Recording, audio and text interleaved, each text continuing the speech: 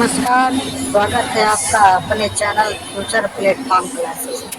तो साथियों, आज 7 सितंबर पेट परीक्षा प्रथम पाली के पेपर को हम एनालिसिस कर रहे हैं। स्क्रीन पर है कह के निम्नलिखित में से कौन सा कलाकार एक प्रसिद्ध मधुबनी चित्रकार थे। तो अगर हम बात करते हैं साथियों यहाँ पर स्फूर्ति राव की, तो स्फूर्ति राव एक कलाकार, कैसे कलाकार, मधुबनी चित्रकार थे। आंसर आपका डी होगा। अगर आपने डी का चयन किया है तो बिल्कुल सही किया है। दूसरे नंबर का सवाल था, भारत में थियोसोफिकल सोसाइटी के नेता कौन थे। तो कौन थे साथियों, एनी बेसेंट जो थी ना, ये भारत में थियोसोफिकल सोसाइटी की नेता थी। आंसर आपका ए होगा। तीसरे नंबर का सवाल हम लोग देख लेते हैं, कह रहे कि 1 वॉट किसके बराबर होता है। तो 1 वॉट की अगर बात करते साथियों, 1 ओम 1 सेकंड नहीं, ये भी नहीं साथियों, 1 जूल बटे 1 सेकंड होना चाहिए। आंसर आपका जाएगा ऑप्शन नंबर डी के साथ। साथियों सभी जितने भी क्वेश्चंस मैं आपको बताऊंगा एकदम 100% एक्यूरेट बताऊंगा। आप लोग मैच कर लीजिए साथियों, कितने क्वेश्चंस आपके सही हुए। रिजल्ट तो अभी आपका आ जाएगा कि भाई 100 में से कितने क्वेश्चन आपके बिल्कुल सही हुए। निम्नलिखित में से कौन भारतीय मानसून को प्रभावित करता है। इनमें से क्या साथियों भारतीय मानसून को प्रभावित करता है। मैं कहूंगा अल नीनो करता है, तिब्बती पठार भी भारतीय मानसून को प्रभावित करता है, और जेट स्ट्रीम भी करता है। इसलिए आंसर आपका जाएगा ऑप्शन नंबर डी के साथ। 5वें नंबर का सवाल अब आप लोग देख लीजिए क्या पूछा जा रहा है साथियों। 5वें नंबर के सवाल में आपसे पूछा जा रहा है कि संविधान के अनुच्छेद 44 में कहा गया है कि भारत पूरे क्षेत्र में राज्य नागरिकों के लिए समान कार्य सुरक्षित करने का प्रयास करेगा, या समान शिक्षा सुरक्षित करने का प्रयास करेगा, या समान वेतन, या समान नागरिक संहिता। तो आपको मालूम होना चाहिए अनुच्छेद 44 में साथियों समान नागरिक संहिता का जिक्र किया गया है। आंसर आपका डी होगा। 6ठे नंबर का सवाल है, कह रहे कि भूमिगत चट्टान परतों के लिए प्रयुक्त शब्द क्या है जो भूजल का भंडारण और संचरण करता है।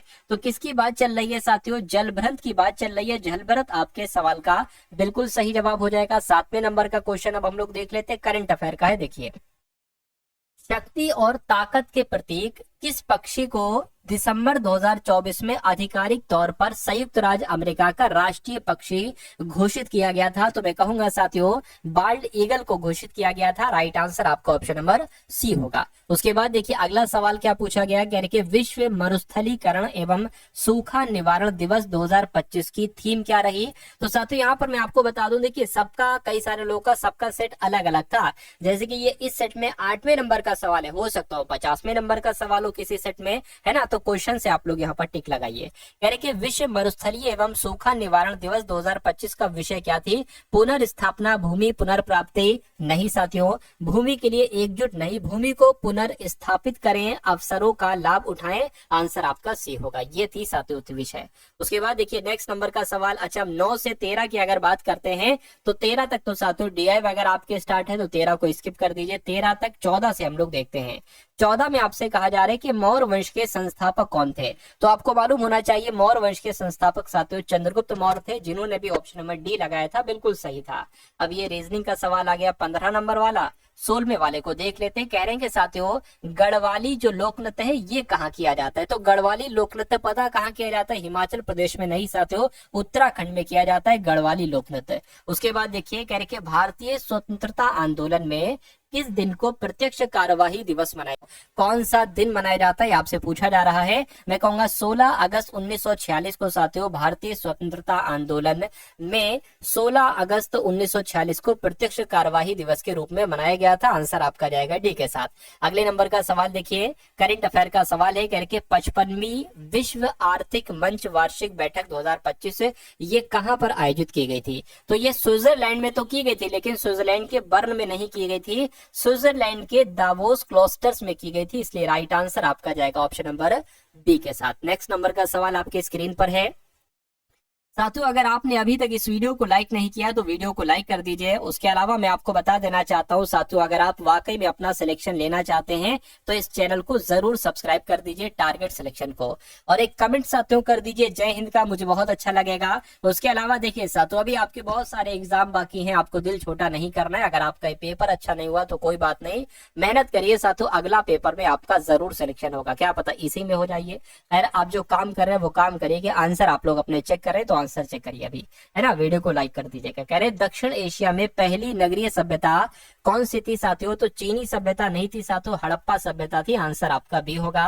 उसके बाद देखिए यहाँ पर मैथ का है 20वां क्वेश्चन। अच्छा, और 21 से 25 तक डीआई है, इसलिए स्किप कर देते हैं। 21 से 25 तक हमको स्किप करना होगा, ये 25वां सवाल आ गया। अच्छा, 26 से 30 तक भी डीआई वगैरह है, तो 30 तक भी स्किप कर देंगे, है ना, 30 तक, या ये 30 आ गया। अब 31 की अगर बात करते, कहां पर है 31 में साथ, तो रीजनिंग का सवाल है, तो 32 हम लोग देख लेते हैं। यहाँ पर कह रहे कि भारत के संविधान का भाग 1 किसके बारे में बताता है? मौलिक कर्तव्यों के बारे में बताता नहीं साथियों, ये संघ और उसका राज्य क्षेत्र के बारे में बताता है। आंसर आपका बी होगा। उसके बाद देखिए कह रहे कि एशिया प्रशांत आर्थिक सहयोग का मुख्यालय कहां पर स्थित है? तो इसका मुख्यालय साथियों सिंगापुर में स्थित है। कहां पर? सिंगापुर में। उसके बाद देखिए साइंस का सवाल है, कह रहे कि जब किसी अम्ल को जल में घोला जाता है तो उसमें उपस्थित हाइड्रोजन किस रूप में अलग हो जाती है?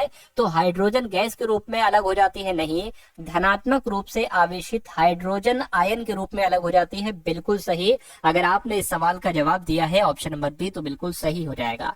उसके बाद देखिए कहा जा रहा था आपसे कि बैंक ऑफ हिंदुस्तान नामक भारत का पहला बैंक ये कब स्थापित किया गया? तो इसको साथियों 1871 में, 1970 में नहीं साथियों, 1770 में स्थापित किया गया था बैंक ऑफ हिंदुस्तान नामक बैंक को। चलिए 35 हो गए साथियों। अब 36वां सवाल देख लेते हैं। यहाँ पर भी कुछ गड़बड़ लग रही है। 36 से 40 तक साथियों गद्यांश है आपका, तो 40 तक, अच्छा फिर 41 से 45 तक फिर आपका गद्यांश है, तो 45वां देखते हैं, 45 से मिलकर 46 देखते हैं। तो साथियों यहाँ पर हिंदी के सवाल आपके स्टार्ट हो चुके हैं। तो हिंदी में पहला सवाल था, कह रहे कि ठंडा पानी पीना चाहिए, वाक्य विशेषण का उदाहरण। देखिए अब यहाँ पर अगर बात करें ना, इस पानी की विशेषता बता रहा है ठंडा शब्द। पानी कैसा है? ठंडा है, तो ठंडा शब्द आपका विशेषण हो जाएगा। लेकिन ये किस टाइप का विशेषण है? क्या ये सार्वनामिक विशेषण नहीं? क्या ये संख्यावाचक नहीं जाती? ये पानी का एक गुण बता रहे कि भाई ठंडा है या गर्म पानी है, तो गुणवाचक विशेषण हो जाएगा। आंसर आपका सी होगा। 47वें नंबर का सवाल अब आप लोग देख लीजिए। कह रहे कि दाता एक पुल्लिंग शब्द है, इसका स्त्रीलिंग क्या होगा? तो इसका स्त्रीलिंग साथियों दात्री होगा। क्या होगा? दात्री होगा। उसके बाद देखिए उपाय का विलोम क्या होगा? उपाय का विलोम अनुचित तो होगा नहीं साथियों, निरुपाय होगा। आंसर आपका ऑप्शन नंबर बी होगा। इस बच्चे ने हिंदी के सारे सवाल सही लगाए मुझे लग रहा है। अगला देखते हैं ये सही है गलत है। अंक में भरना, इस मुहावरे का मतलब क्या होता है? कुछ समझ में ना आना नहीं, बहुत थक जाना नहीं, गले लगाना। बिल्कुल साथियों, प्यार से गले लगाने को ही कहते हैं। उसने तो अंक में भर लिया। नेक्स्ट नंबर का सवाल आपकी स्क्रीन पर है, देखिए सवाल को और बताइए सही जवाब आपका क्या होगा। देखिए कहा जा रहा है कि साहित्य और जीवन का घोर संबंध है, ये एक अशुद्ध वाक्य है। निम्नलिखित वाक्यों में से शुद्ध वाक्य को आपको बताना। देखिए यहाँ पर साथियों पता घनिष्ठ संबंध होना चाहिए, घोर नहीं, घोर गलत शब्द है। तो विचित्र संबंध भी नहीं होगा, झूठा संबंध भी नहीं होगा, कनिष्ठ लिखा ये भी गलत है, घनिष्ठ संबंध होना चाहिए। 10 बार मैं आपको सवाल करवा चुका हूँ, इसलिए मैंने बिना ऑप्शन देखे इसका आंसर बता दिया। उसके बाद देखिए नेक्स्ट नंबर का सवाल है, सही कर लेते हैं थोड़ा सा। चलिए तो अब आपको दिख रहा होगा, आपसे यहाँ पर कहा जा रहा है कि स्वदेशी मूलतः एक आर्थिक आंदोलन था। क्यों? क्योंकि लोगों के आर्थिक स्तर में सुधार लाना था, राष्ट्रीय आय में वृद्धि करना था, है ना, या रोजगार सृजन करना था, या स्वदेशी उद्योगों को प्रोत्साहन देना था। बिल्कुल साथियों, ब्रिटिशों के व्यापार को खत्म कर स्वदेशी उद्योगों को प्रोत्साहन देने का प्रयास किया गया था, ये आपको याद रखना। 51 हो गया। अब 52वां मैथ का सवाल है। 53 हम लोग देख लेते हैं साथियों, यहाँ पर क्या कहा गया है। कह रहे कि धौलावीरा पर्वत, क्या साथियों? धौलावीरा पर्वत शिखर किस देश में स्थित है? तो ये तो साथियों अपने भारत में स्थित है। कहाँ पर? अपने भारत देश में स्थित है। 54 भी नहीं देखेंगे, 55 हम लोग देखेंगे। क्या कहा जा रहा है? कह रहे कि Defence Research and Development Organisation द्वारा विकसित नाग मार्क 2 ये किस प्रकार की मिसाइल है? क्या ये एयर टू एयर मिसाइल है? क्या ये fire and forget anti tank guided missile है? बिल्कुल सही जवाब साथियों, ये fire and forget anti tank guided missile है। उसके बाद देखिए कह रहे कि आपसे क्या कहा जा रहा है? आपसे कहा जा रहा है कि मोनाजाइट रेत में कौन सा खनिज पाया जाता है? तो आपको मालूम होना चाहिए साथियों, मोनाजाइट रेत में थोरियम नामक खनिज पाया जाता है। आंसर आपका जाएगा ऑप्शन नंबर सी के साथ। यानी कि जैन धर्म के 24वें तीर्थकर कौन थे, या कह लो अंतिम तीर्थकर कौन थे? तो महावीर स्वामी थे। महावीर स्वामी कह लो या वर्धमान स्वामी कह लो, राइट आंसर आपका ऑप्शन नंबर बी होगा। अगले नंबर का सवाल देखिए, कह रहे कि भारतीय संविधान के अनुच्छेद 23 और अनुच्छेद 24 के माध्यम से नागरिकों को किस बात की गारंटी दी गई है? शोषण के खिलाफ अधिकार दिया गया है, स्वतंत्रता का अधिकार, बच्चों का रोजगार, या समानता का अधिकार। मैं कहूंगा शोषण का अधिकार दिया दिया गया है, यानी कि शोषण के खिलाफ अधिकार दिया है कि कोई आपका शोषण नहीं कर सकता। यानी कि अगर आप तय किए गए हो 8 घंटे आपको काम करना है, लेकिन वो 10 घंटे काम करवा रहे हैं, यानी कि 2 घंटे का आपका शोषण किया जा रहा है, तो शोषण के खिलाफ आपके पास अधिकार है, जो कि अनुच्छेद 23 और 24 में दर्ज किया गया है। उसके बाद अगर बात करते हैं, अगला सवाल है, कह रहे कि अंतरराष्ट्रीय ओलंपिक दिवस साथियों हर साल कब मनाया जाता है? तो ये 23 जून को मनाया जाता है, अंतरराष्ट्रीय ओलंपिक दिवस। ये आपका सातों सवाल आया था, है ना। अगले नंबर का सवाल देखिए, चलिए आपसे कहा जा रहा है कि जो सारा परमाणु भौतिक संस्थान है ना, ये कहां पर स्थित? तो ये मुंबई में स्थित नहीं साथियों, ये कोलकाता में स्थित है। साहा परमाणु भौतिकी संस्थान ये साथियों कोलकाता में स्थित है। आंसर आपका ऑप्शन नंबर बी होगा। उसके बाद क्या पूछा जा रहा है देखिए, अच्छा अगले नंबर के सवाल साथियों आपकी स्क्रीन पर आ चुके हैं। आपसे यहाँ पर पूछा जा रहा है कि जल बीज उर्वरक प्रौद्योगिकी लोकप्रिय नाम से जानी जाती है, तो इसको लाल क्रांति कहा जाता है, इसको नीली क्रांति कहा जाता है? मैं कहूंगा साथियों नहीं, इसको हरित क्रांति कहा जाता है। जल बीज उर्वरक प्रौद्योगिकी को हरित क्रांति के नाम से जाना जाता है। अगला सवाल है, कह रहे कि भारत के किस राज्य पर डलहौजी द्वारा कब्जा करना ब्रिटिश आक्रमण का सबसे अनुचित कार्य था? तो मैं कहूंगा भारत के किस राज्य पर, भारत में अवध पर डलहौजी द्वारा कब्जा करना ब्रिटिश आक्रमण का सबसे अनुचित कार्य था। आंसर आपका डी होगा। 64वें नंबर का सवाल हम लोग देख लेते हैं, इसमें क्या कहा जा रहा है आखिर? यानी कि जब प्राकृतिक गैस यानी कि मीथेन हवा में ऑक्सीजन के साथ जलती है तो क्या उत्पाद बनता है? आपसे पूछा जा रहा है। तो साथियों क्या मीथेन और जलवाष्प बनता है? मीथेन नहीं, जलवाष्प बनता है। कार्बन डाइऑक्साइड और जलवाष्प बनता है। बिल्कुल सही जवाब साथियों, आपका आंसर जो जाएगा वो ऑप्शन नंबर बी के साथ जाएगा। नेक्स्ट नंबर का सवाल अब हम लोग देख लेते हैं। आपसे कहा जा रहा है, करंट अफेयर का सवाल है, जनवरी 2025 में पेप्सिको द्वारा भारत और दक्षिण एशिया पेय पदार्थों के लिए उपाध्यक्ष और महाप्रबंधक के रूप में साथियों किसको नियुक्त किया गया है?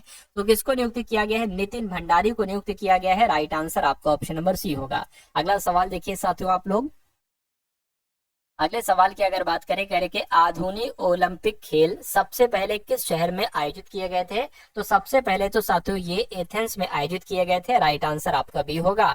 अगला सवाल देखिए, कह रहे कि निजी संपत्ति को सभी सामाजिक और आर्थिक बुराइयों का कारण किसने माना? तो ये बात साथियों मार्क्स और एंगल्स के द्वारा कही गई कि भैया निजी संपत्ति जो है ना, ये सभी सामाजिक और आर्थिक बुराइयां हैं। चलिए, मतलब निजी संपत्ति को सभी सामाजिक और आर्थिक बुराइयों का कारण जो माना है वो मार्क्स और एंगल्स ने माना है। ये आप लोग याद रखेंगे। अब अगले नंबर का सवाल देख लेते हैं। 67 हो गए साथियों, 68 से 72 तक डीआई के क्वेश्चन है, 72 तक, है ना। तो 72 तक तो हो गई है। 72 के बाद साथियों इसको देख लेते, 73 वाले को। कहने कि गौतम बुद्ध ने दुख से मुक्ति पर अपना पहला उपदेश कहाँ दिया था? तो पता कहाँ दिया था साथियों? इन्होंने सारनाथ में ही दिया था। गौतम बुद्ध ने दुख से मुक्ति पर अपना पहला उपदेश। उसके बाद देखिए 73 हो गया, 74, 75 देखिए शालीमार बाग साथियों कहाँ पर स्थित है? लखनऊ में, श्रीनगर में, आगरा में, दिल्ली में? मैं कहूंगा साथियों श्रीनगर में स्थित है। शालीमार बाग कहाँ पर स्थित है साथियों? श्रीनगर में स्थित है।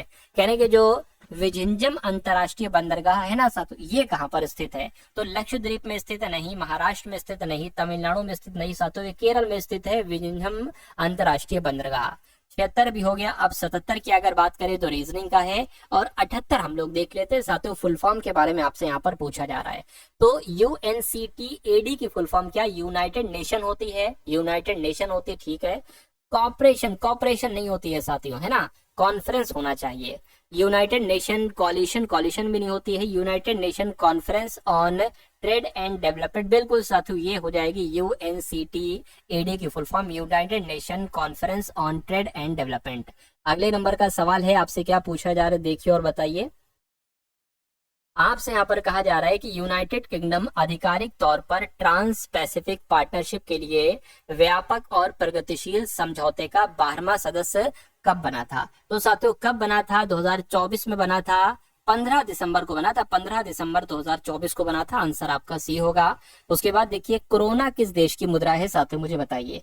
तो कोरोना की अगर हम बात करते हैं, ये स्वीडन की मुद्रा है। स्वीडन कोरोना चलती है स्वीडन देश में, है ना। कोरोना जो है ना स्वीडन की मुद्रा है। 80 हो गए। अब कुछ क्वेश्चन और बाकी हैं, देख लेते हैं। कह रहे हैं कि रेगिस्तान में, क्या रेगिस्तान में जानवर पानी का संचरण कैसे करते हैं? क्या रात्रिचर होना और गाढ़ा मूत्र विसर्जन करना, ऐसे करते हैं पानी का संरक्षण। अपनी त्वचा में पानी जमा करना, नहीं साथियों त्वचा में नहीं कैसे हो सकता। केवल दिन के समय सक्रिय रहना, ऐसा भी नहीं है। एक बार में भारी मात्रा में पानी पीना, मैं कहूंगा रात्रि चर होना और गाढ़ा मूत्र विसर्जन करना, ऐसे रेगिस्तान में जानवर पानी का संरक्षण करते हैं। उसके बाद देखिए अगला सवाल है, कह रहे कि भारतीय स्वतंत्रता के पश्चात सामुदायिक विकास कार्यक्रम की शुरुआत कब की गई थी? तो इसकी शुरुआत 1952 में की गई थी। आंसर आपका ए हो जाएगा। उसके बाद देखिए निम्नलिखित में से किस राज्य में द्विसदनीय विधानमंडल नहीं है? तो द्विसदनीय विधानमंडल साथियों कहां पर नहीं है, ये आपसे कुल मिला के पूछा जा रहा है। देखिए इन 3 राज्यों में है, उत्तर प्रदेश, तेलंगाना, महाराष्ट्र, लेकिन राजस्थान में साथियों नहीं है। अब नहीं है तो यही आपका आंसर है। अगले नंबर का सवाल आपके स्क्रीन पर है, आपसे पूछा जा रहा है कि जब भ्रूण गर्भाशय के अंदर बढ़ रहा होता है तो उसे किस पोषक तत्व की आवश्यकता होती है? कौन सा भाग ये पोषक तत्व प्रदान करता है करके, तो उसे पोषक तत्वों की आवश्यकता होती है। बात बिल्कुल सही। तो कह रहे कि कौन सा भाग, गर्भाशय भाग उसको पोषक तत्व देता है? नहीं। या डिम्बाहिनी देती है या एमनियोथेटिक थैली देती है? नहीं साथियों, प्लेसेंटा उसको पोषक तत्व देती है। राइट आंसर आपका जो जाएगा वो ऑप्शन नंबर साथियों डी के साथ जाएगा। अगले नंबर का सवाल है आपकी स्क्रीन पर, कह रहे कि जिस देश की जनसंख्या पिरामिड में व्यापक आधार होता है वहां संभवतः संतुलित जनसंख्या संरचना होती है या उच्च जन्म दर होती है? वृद्ध जनसंख्या होती है, कम प्रजनन दर होती है। तो इस सवाल का जवाब आपका उच्च जन्म दर हो जाएगा, वहां पर उच्च जन्म दर होती है। 85 भी हो गए, 86वां देख लेते हैं साथियों हम लोग। तो 86वां सवाल जो है ना, ये भी करंट अफेयर का सातों सवाल आपकी स्क्रीन पर है। क्या कहा जा रहा है, कह रहे कि किस मंत्रालय ने 31 दिसंबर 2024 को केंद्रीय भूजल बोर्ड द्वारा संकलित वार्षिक भूजल गुणवत्ता रिपोर्ट 2024 जारी की थी? तो ये रिपोर्ट की अगर बात करते हैं, पता साथियों किसने जारी की थी? ये कृषि एवं किसान कल्याण मंत्रालय नहीं साथियों, केंद्रीय जल शक्ति मंत्रालय, केंद्रीय जल शक्ति मंत्रालय ने साथियों ये रिपोर्ट जारी की थी। उसके बाद देखिए अगले नंबर का सवाल साथियों क्या कहा जा रहा है, एक सेकेंड।